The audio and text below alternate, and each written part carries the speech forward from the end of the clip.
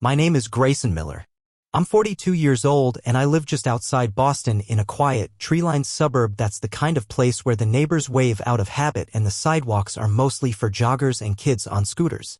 I've been working as a systems engineer at a university library for the past 15 years, a job that's equal parts routine and quiet stability. The kind of job where I know where I park every day and where the best coffee machine is. I'm not flashy. I don't do surprises. I like my life predictable. That morning was one of those typical Massachusetts early spring mornings, gray skies with the leftover edge of winter still hanging in the air. I had left for work like always, thermos in hand, NPR murmuring on the radio. But about 15 minutes into the drive, I realized I'd left behind a black document case that had the funding paperwork for a digitization project we'd been planning for months. I didn't even hesitate. I just took the next exit and turned around. It felt like a mild inconvenience, nothing more. At worst, I'd be 10 minutes late. Carla, my wife, usually left for the gym around 6:15 a.m. sharp. She'd been on this kick lately, early morning Pilates, green juices, cold plunges. Ever since she launched her lifestyle blog 6 months ago, her days had taken on this curated energy, all self-care and soft-spoken affirmations. So when I pulled up to our driveway and saw her white SUV still parked there, I was surprised. Not alarmed. Just surprised. I figured maybe her trainer canceled. Maybe she wasn't feeling great. Maybe she decided to sleep in for once. Carla was allowed to be human, after all. I parked behind her car and walked to the front door, using the key like always. The house was quiet. Almost too quiet. No sounds from the kitchen. No music playing from her Bluetooth speaker, which usually rotated between indie playlists and acoustic coffeehouse covers. No movement upstairs. I didn't want to scare her if she was sleeping or on a work call, so I kept my steps light as I crossed through the front hallway. A faint smell hung in the air, something musky and clean. A scent I didn't recognize. I headed up the stairs, moving quickly but quietly. Our bedroom door was open. Sunlight came in at an angle across the bed, illuminating the cream-colored sheets. That's when I saw it. A men's t-shirt. Dark gray, folded in half, resting neatly on Carla's side of the bed, right on her pillow. XL. I stopped cold in the doorway. At first, I thought it might be mine, misplaced, or maybe from an old college box in the attic. But I don't wear XL. Never have. And I don't wear cologne. Not the kind that clung to the fabric, sharp, musky, expensive. Not a scent you'd pick up from a department store tester strip. This was the kind of scent that lingers on someone's skin even after they've left. The bathroom door was closed. I could hear the water running behind it. Steam was already curling beneath the door. I stared at the shirt for maybe 10 seconds, maybe more. My mind didn't race, not yet. It went quiet, like a switch had been flipped. I placed the case down on the dresser, turned around, and walked back out the way I came. I didn't knock on the bathroom door. I didn't call out to her. I didn't say a word. I went back down the stairs, slipped out the front door, got into my car, and drove back to work. No missed calls. No texts. Just that slow, cold realization sitting in the space where my thoughts should have been. It wasn't until I parked that my phone buzzed. Carla, hey babe. Meant to tell you, my brother stayed over last night. He had a layover from a canceled flight and needed a place to crash. That shirt's his. He already left early this morning. Sorry I didn't mention it. That was it. No greeting. No question about why I'd come back. No curiosity. Just an answer to a question I hadn't asked. Smooth. Precise. Premeditated. Her brother, Vince, lives in Portland, Maine. He's a bartender at a ski lodge and doesn't fly much, let alone visit without notice. I couldn't remember the last time we'd seen him in person. Maybe Christmas 3 years ago? The man doesn't even like Carla's morning routines, let alone her wellness obsession. The last time he visited, he called her yoga mat a spiritual ironing board. Still, I texted back. Me, got it. Was just grabbing my project files. Tell him I said hi. She replied with a smile emoji and a thumbs up. That was it. And yet, everything had changed. It wasn't the shirt. It wasn't the cologne. It wasn't even the fact that she had clearly lied to me. It was how easy it came to her. How casual the excuse was. How quickly she adapted the narrative, slipped into the story like she'd worn it before. As if I was just another audience member she had to keep pacified while the show went on. I went through the rest of my workday in a fog. Every meeting felt like a play I was in but couldn't follow the lines to. I kept replaying the moment I saw the shirt. The scent. The way the water was still running, hot, behind the bathroom door. And her text, how it arrived without prompting. No hesitation. Just an explanation waiting in the wings. If I had spoken to her in person, I might have believed it. I might have even felt a little guilty for doubting her. But something in that message, the timing, these shook me more than anything else. It's a strange feeling, the first time you see your partner's lie unfold in real time. Not a disagreement, not a fight, but a quiet performance tailored just for you. It's not anger that comes first. It's silence. Like watching a bridge crack before it collapses. You're not afraid yet, but you know you should be. That was the day I learned something about Carla. Something I hadn't wanted to admit until then. She didn't flinch when she lied. She didn't hesitate to redirect blame. She handed me a version of the truth wrapped neatly in just enough detail to feel real. And I, a man who prides himself on logic, code, structure, had no defense ready. Only a growing certainty that I had seen the first thread pull loose from the life we had spent a decade stitching together. I didn't confront her that night. I didn't even bring it up. I came home from work, ate the reheated quinoa bowl she left for me on the stove, and sat across from her on the couch while she clicked through her phone, laughing occasionally at something only she could see. She said she was exhausted from content batching and asked if I'd mind rubbing her shoulders.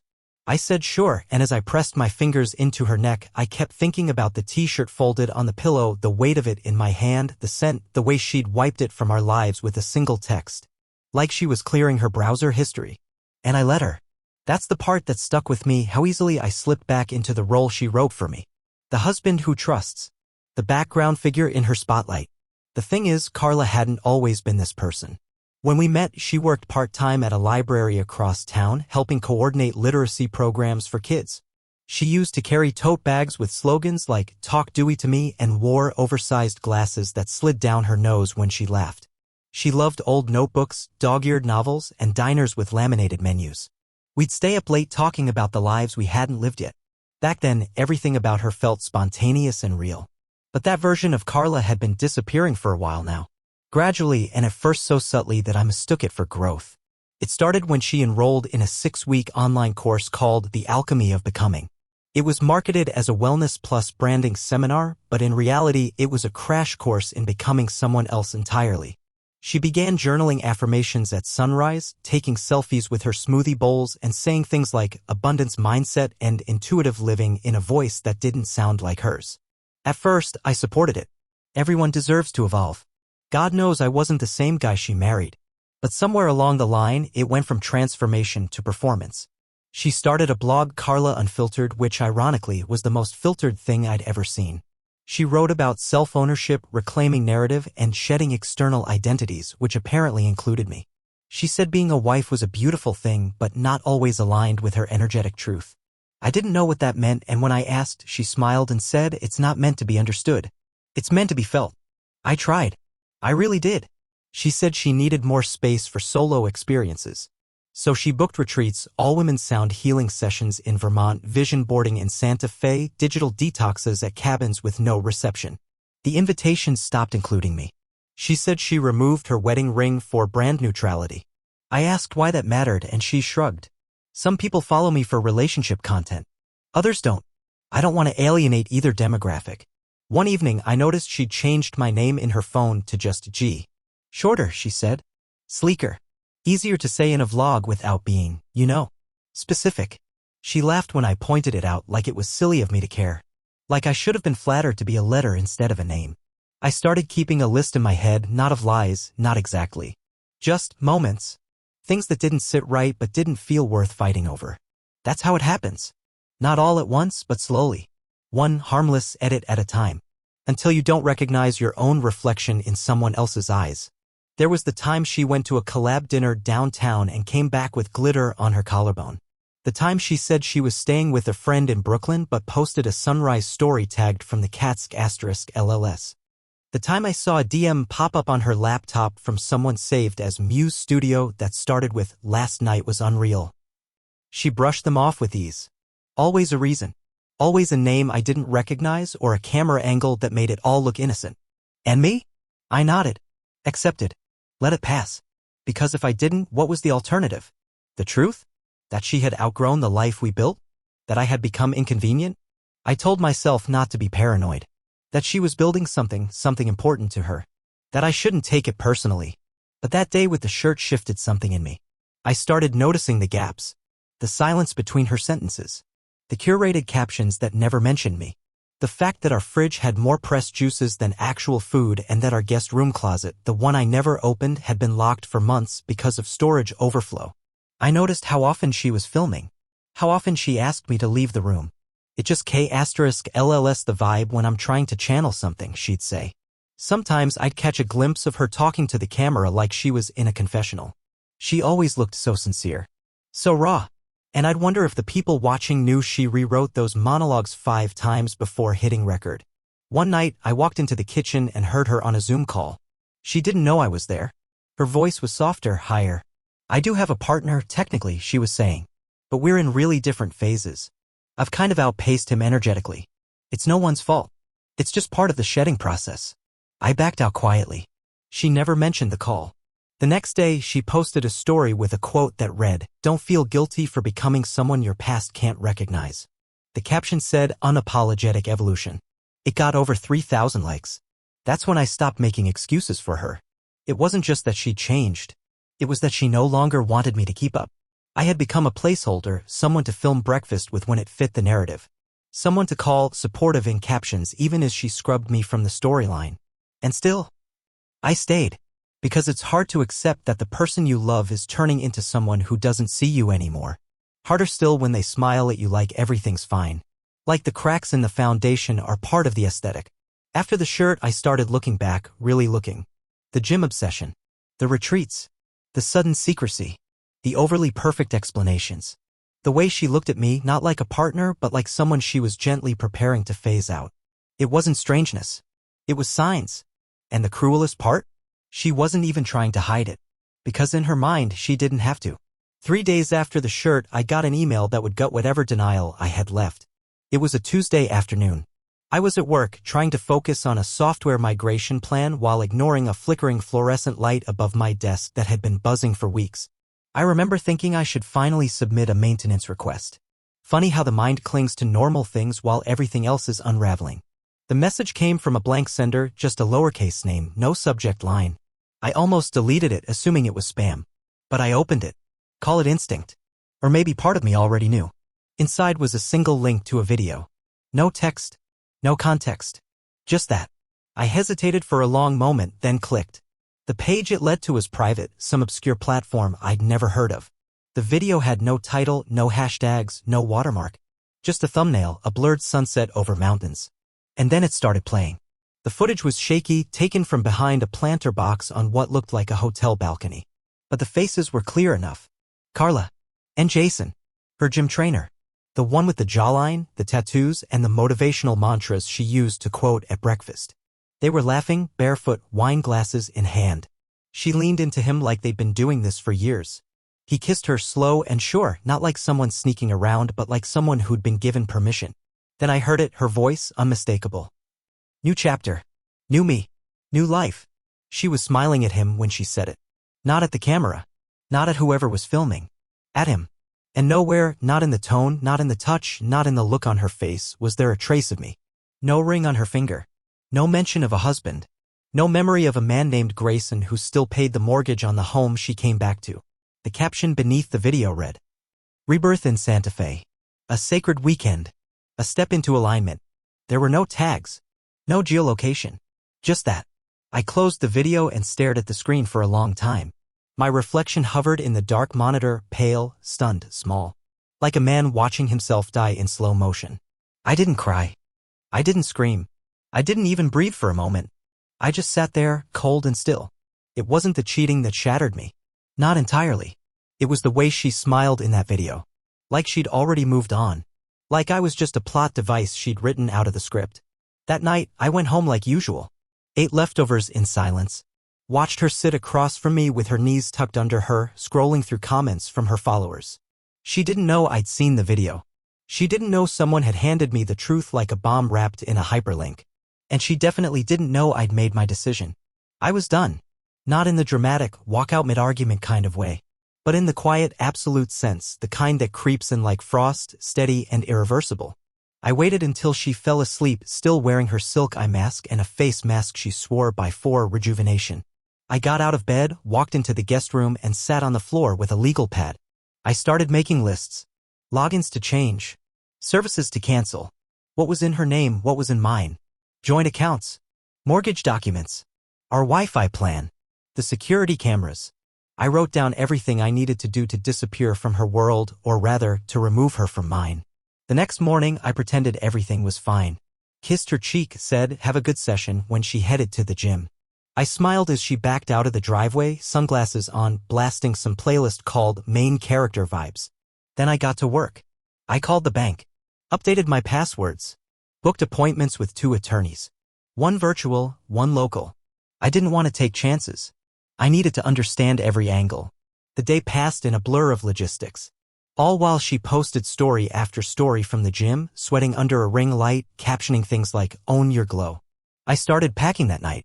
Not my things, hers. I labeled the boxes. Carefully. Bathroom, upper drawer. Closet, shoes. Office, ring light. I didn't throw anything. Didn't break anything.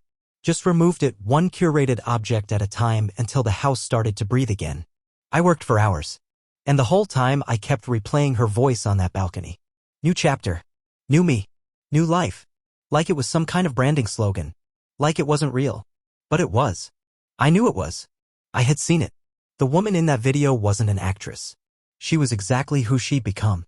By the 3rd day, everything was ready. The locks had been changed. Her name removed from the Wi-Fi account. The smart hub reset. The bedroom cleaned. Neutral. No trace of her lavender oils or moonphase wall hangings. I left one thing behind, a small box on the kitchen counter with her wedding ring inside, neatly placed in a tiny velvet pouch. The same pouch we got from the jeweler 10 years ago, back when we still believed in things like permanence. That afternoon, she texted to say she was headed to a 2-day restorative immersion outside the city. I didn't respond. That night, I slept better than I had in months. She didn't come home until the evening of the 2nd day. I watched on the security app as she stood on the porch, confused. The code didn't work. Her key didn't work. Her thumbprint was no longer recognized. She rang the doorbell. Then again. Then again. I turned off the feed and left the note taped to the glass. You no longer have access. No anger. No signature. Just the fact. My phone buzzed endlessly for the next 2 hours. Messages. Missed calls. Emails from multiple addresses. First it was confusion. Then panic. Then defiance. Then guilt. She told me I was overreacting. That it was a content shoot. A conceptual Macy exercise. That Jason was a mirror, not a partner. That I misunderstood. Then came the video. She posted it the next morning. Barefaced. Crying. On the floor. Talking about loss, unexpected heartbreak, the pain of being erased. No names were mentioned. But the implications were clear. The comments poured in. You deserve better. Men don't know how to handle powerful women. Sending love, goddess. 70,000 views in 2 days. She was a victim now. Not of betrayal, but of being left. And still, I didn't respond. Because I had already made my choice. I wasn't going to be her villain. I wasn't going to be her audience either. I was done playing a role in someone else's content. I was no longer a participant in her performance. She thought it was just one video. One weekend. One kiss. But to me, it was the end. And finally, the beginning. The silence hit her harder than any argument ever could. Carla always expected a scene, a shouting match, a grand confrontation, something dramatic and viral-worthy. The kind of thing she could twist into content, something to feed the story arc of a woman rising from the ashes. But I didn't give her ashes. I gave her silence. By the time she realized what was happening, it was already over. I had made sure of that. The house was cold and empty when she returned. No camera greeting her at the door, no soft jazz playing from the kitchen speaker. Just a row of neatly labeled boxes stacked by the front wall and a folded note taped beside the thermostat. Everything is accounted for. You have 7 days to arrange pickup. After that, it goes into storage. No signature. No threats. Just logistics. I had stripped the house of her presence like a virus from a hard drive, calm, methodical, absolute. Her crystals, journals, branded robes, smoothie kits, all removed. Her mood board, cork wall, once filled with printouts and affirmations, replaced by a blank canvas and a sealed bucket of primer. She didn't knock. She didn't scream. Not at first. She stood there on the porch for 5 full minutes, just staring at the note, at the door, at the life she'd assumed would always be here waiting for her. Eventually, she turned and left. But the texts started that night. At first, they were sweet. Innocent. Almost playful. Okay, wow. Didn't expect that. Can we talk like adults? Grayson, I know you're hurt. Please just give me 5 minutes. I'll come to you. No camera, no drama. I didn't respond. The next batch came in waves: regret, apology, deflection. It wasn't what you think. Jason and I were exploring something creative. It was performative in * Macy. There were layers. You should have asked before assuming. You ghosted me, Gray. That's emotional abandonment. You know how trauma responses work. You're better than this. Then just flat out lies. The video was *T before we agreed on boundaries. You said you supported my journey. We were never exclusive in spirit. Only on paper. You know that. This was for my brand, not my body. I thought you understood. She didn't know it yet, but each message only clarified one thing: I had been right to leave without a word. Because words were her *P***N. For currency. For camouflage. She'd use them like incense, flooding the air with scent and smoke until I couldn't see what was right in front of me. She never argued to resolve. She argued to reframe. To spin the betrayal into something noble, spiritual, artful even. But I didn't need a debate. I needed distance. By day 3, her texts turned frantic. Voice notes, long emails, even physical letters slipped through the mailbox, written in gold ink on her brand's stationery. As if cursive could undo infidelity. I didn't open them. Instead, I forwarded everything to a separate folder I'd created in my inbox, Carla_cleanup. Meanwhile, she took it public. First came a cryptic Instagram story. A black screen. Soft music. Text overlaid in her signature aesthetic. When the ones you trusted most become the ones who vanish without a word, how do you rebuild your voice? Then a second one, her crying in a hoodie, no makeup, wrapped in a throw blanket. She whispered, I never thought my truth would cost me everything. But I guess sometimes healing scares those still living in fear. I didn't expect to feel this erased. I watched it once. Just once. Long enough to see the tears were real, but the lighting was better than any ring light I owned. High-quality sorrow. Fully branded grief. The comments exploded. He didn't deserve you. Men always fear a woman on her path. Shedding is sacred. You're a phoenix. I didn't say a word. Let them guess. Let them build their myths. She made another video 2 days later. This one had a title. When Trust Breaks, My Journey from Betrayal to Belonging. 10 minutes of vague emotional buzzwords sweeping *TS of her curled on the couch with herbal tea. She never said my name, but anyone with a brain could fill in the blanks. It racked up over 70,000 views in 2 days. Her biggest post to date. She DM'd me that night. I didn't want it to be this way, but the silence hurt more than anything. You made me tell the story. That was her favorite trick, turning her decisions into my responsibility. But I wasn't interested in defending myself to an algorithm. I was done with the show. I deleted every joint account we had. Shut down the shared calendar. Replaced our Spotify playlists with silence.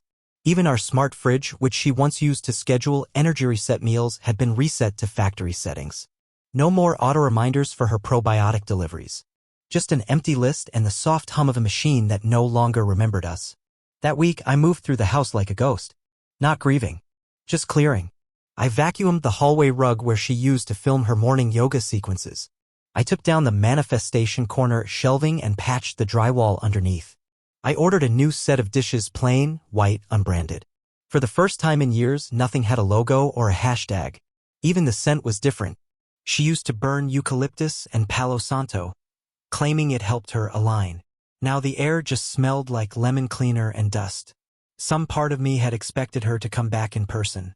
Make a scene, stand on the porch, try to plead in real time. But she didn't.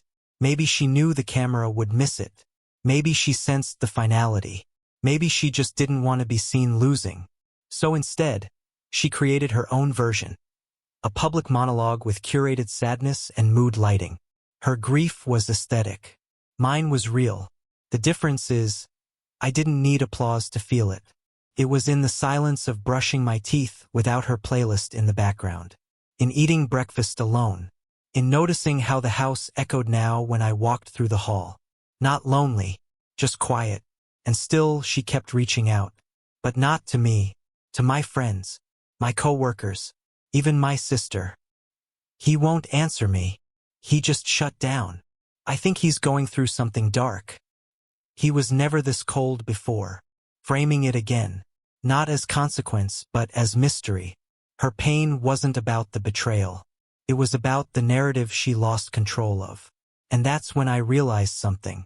This wasn't a crisis for her. It was a branding problem. Her arc had depended on redemption, on me forgiving her, on a heartfelt sit-down, maybe a future post called How We Rebuilt After the Storm. But I had stolen her finale. By walking away without giving her the confrontation, I had robbed her of the closure content she'd been banking on. No fireworks, no tearful reunion, just silence. And in that silence, I started to feel something I hadn't in months. Freedom, not just from her but from the role she'd cast me in. The supportive husband, the patient listener, the ever-steady grounding force while she ascended. I wasn't her root. I wasn't her plot device. I was a man who had been written out of his own life. Until I took the pen back. It had been almost a week since Carla went fully silent, at least directly. She was still posting. Daily. More vague captions. More dimly lit monologues. More clips of her wandering through farmers markets with sad indie music playing softly in the background. But nothing to me. Not a word. No calls. No new emails. Just carefully timed content drops. Always with a new twist on the same message. Grief is nonlinear. Growth is often lonely. Sometimes the people who claim to love you the loudest are the ones who silence your voice. The comments kept rolling in. You're a warrior. He couldn't handle your light. I see myself in your journey. The story was sticking. She was winning the narrative. And I would have let her have it, the whole thing. Let her fade into her own fiction. But then came the message. It landed in my inbox at 1:27 a.m. on a Thursday morning. No subject line. Just the name. Tom Wexler. I stared at it for a moment before opening it. Grayson, you don't know me, but I know Carla. And I've seen what she's doing to you. Because she did it to me. I don't want anything from you. But I thought you should know, you're not the first. If you're ready, I can show you what she's done before. And how far she'll go. Tom *. There was a file attached, a .zip folder titled Chicago_2017_evidence. At first, I hovered my mouse over the download and hesitated. This felt like a rabbit hole I didn't want to go down. But curiosity is a powerful thing, especially when it's powered by pain. I opened it. Inside were PDFs, *TS, a few photos, dozens of them, scanned complaint forms, redacted HR emails. Even messages forwarded from an old university email address. Carla's name showed up again and again. The gist of it was this. Back in 2017, she'd attended a female storytelling and media empowerment intensive in Chicago. A month-long program that promised to help women claim their personal narrative and leverage emotional experience for impact.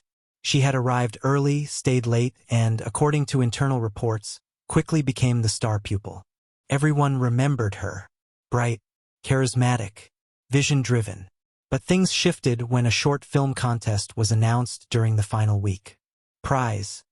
A cash grant and a contract with a media incubator. Carla entered, of course. But her film didn't win. Another student's did, a quiet piece about generational trauma. Nothing flashy, but deeply honest. Within days, Carla filed a formal complaint against the winner. She claimed the film was an unsafe misappropriation of shared group experiences and violated the sacred trust of the container. She called herself a survivor. She cited unnamed, emotional transgressions. She posted a tearful video titled, "Theft Isn't Always Physical." It gained 18,000 views. The contest results were retracted. The grant rescinded. The winner, according to Tom, left the program midweek and deleted her social media shortly after. Carla took her place in the incubator. Same cycle. Different city. Tom had been one of the mentors in the program, a digital strategist who'd initially backed Carla for her charisma and vision. But he said the deeper he got, the more he saw the pattern. She wasn't interested in stories. She was interested in control. She learned early that victimhood has gravity, Tom wrote in a long message at the end of the folder. If she cries hard enough, long enough, and vague enough, people rally. And she uses that. Every time. She twists, reframes, escalates, and then monetizes. He closed with one line I couldn't stop thinking about. You're not the first, but you can be the last to allow it. I leaned back in my chair, staring at the screen. My coffee had gone cold. The sun hadn't even started rising yet, but I felt fully awake. Not angry. Not even surprised. Just tired. Not of her lies, but of my silence. She wasn't just telling a new story. She was building a career off the wreckage of old ones. And I had helped her do it. Every time I stayed quiet. Every time I took the blame. Every time I let her rewrite the truth because I didn't want to be that guy, the bitter ex, the angry husband, the man who couldn't handle a strong woman. But strength doesn't require deception. And pain doesn't excuse cruelty. Tom sent a follow-up the next day. A link to a private forum where people discussed social fallout from parasocial influence. Niche stuff. But Carla's name was there under an alias she had apparently used for side projects. There were posts, anonymous but familiar, describing a creator who faked a breakup for views, who used trauma as a launchpad, who edited voice memos to fit the narrative. They didn't say her name. But they didn't have to. She had left fingerprints on every frame. I spent the weekend cleaning out the last of her things. Not the boxes, those were long gone, picked up by a delivery service under instructions I never confirmed. But the residue. Her online accounts. Her shared contacts. The last few leftover memories that clung to corners of the house like stubborn dust. I deleted every file she'd uploaded to our shared drives. I unsubscribed from her mailing list. I unfollowed her on every platform, even the secret backup one I knew she kept in case of a ban. Then I wrote one message. Not public. Not petty. Just one. It was addressed to her brand email, the one linked on her blog's Work With Me page. Carla. I saw the video. And I saw the last ones too. I know what you're doing and how long you've been doing it. Don't contact me again. Not directly. Not through friends. Not through followers. You already told your story. This is me reclaiming mine. Grayson. I never got a reply. But 2 days later, she posted again. This time it was different. No tears. No hoodies. No candles flickering behind her in a carefully blurred background. Just her sitting outside on a folding chair. Makeup free. Hair pulled back. I've been sitting with something for a few days now. And I need to say it before it eats me alive. I lost someone who mattered. And maybe I did write him out of the story too early. He didn't leave because he was scared of my growth. He left because I betrayed what we built. For a moment, I thought it was real. That maybe this was the truth breaking through. But then she looked into the camera and added. We all play roles. Mine was the mirror. His was the mask. I just hope we both find peace on the other side of the performance. The comments cheered. So brave. Healing is nonlinear. You're stepping into your highest self. And that's when I understood. She wasn't owning her actions. She was repurposing them. Turning even the fallout into art. Into content. Into another layer of the brand. It wasn't an apology. It was a reframe. And I wanted no part of it. That was the night I made a choice. I wasn't just stepping away from Carla. I was stepping out of her story for good. 2 weeks after my last message, she reached out again, this time with no hashtags, no filters, no poetic framing. Just a line. Can we meet? Just to talk. No cameras. Just me. Against all logic, I agreed. We met at a small cafe north of the city. One of those anonymous spots where no one's filming their cappuccino art and the Wi-Fi barely works. She arrived late, wearing a gray hoodie and no makeup, the real kind of undone, not the curated vulnerability she usually posted online. She looked tired. Not performative tired. Soul tired. She sat down without a smile, took a breath, and said quietly, I broke you for the sake of a storyline. I didn't interrupt. I just watched her. I kept thinking I could rewrite it. Make you the villain. Make me the phoenix, she said. But none of it worked. Not really. I nodded once. Because it wasn't your story to rewrite. She looked up at that, really looked. For the first time in months, I saw the woman I married flicker behind her eyes. Not the brand. Just her. I don't expect forgiveness, she whispered. You won't get it, I replied calmly. But you'll get silence. And that's something. We didn't hug. We didn't linger. She walked away, no flair, no final monologue. Just her, shoulders low, leaving the table behind. And for the first time since it all began, I felt something like peace. In the weeks that followed, I started erasing the story. Not out of spite, just necessity. I deleted photos. Cleared old emails. Recycled journals. Got rid of every trace of the life that felt more like a series than a marriage. I rearranged the furniture. Painted the walls. Bought new curtains. Then I took a weekend trip to the Berkshires with my friend Jason, not that Jason, a different one. We hiked. Talked about books. I lay under the stars for the first time in years without wondering if someone was recording me from across the fire pit. A month later, I met someone, Lori. She runs a vintage vinyl shop downtown. She doesn't own a ring light. The only thing she wants to go viral is her rare Coltrane pressing. I didn't get revenge. I didn't clap back. I just got out.